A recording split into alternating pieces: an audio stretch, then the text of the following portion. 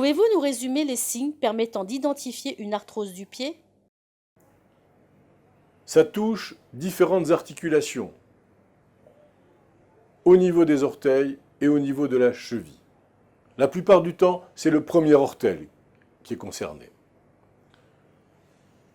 Il y a apparition d'une détérioration progressive du cartilage de l'articulation qui va perturber le fonctionnement normal. Ça se présente sous la forme d'une déformation au niveau du gros orteil. Il va être penché vers les autres et sa base augmente de volume. Pas de signe particulier pour l'arthrose de la cheville. Sinon, une douleur et parfois un gonflement. Mais toujours l'apparition de raideur et de gêne fonctionnelle.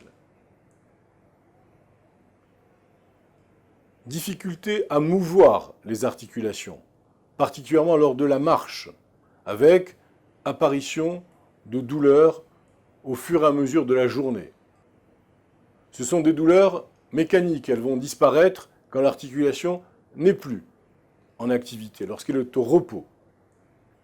C'est une arthrose qui est d'évolution lente, mais elle peut devenir particulièrement invalidante si la douleur ou la gêne s'intensifie.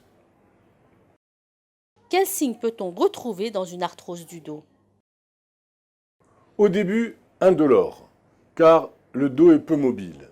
Sinon, apparition de douleurs hautes du dos entre les deux épaules. Les douleurs d'arthrose dorsale sont des douleurs en ceinture qui vont évoquer des douleurs cardiaques ou paracardiaques ou pulmonaires.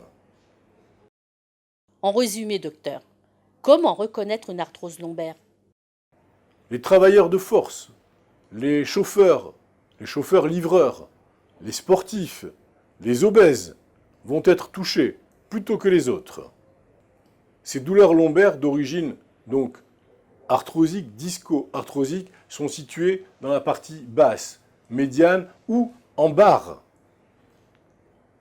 Ces douleurs sont d'allure mécanique, maximale le matin et le soir, et aggravées par le mouvement. Elles peuvent entraîner une gêne pendant le sommeil. Les signes cardinaux sont la limitation des mouvements de la colonne vertébrale, flexion antérieure, flexion latérale ou extension.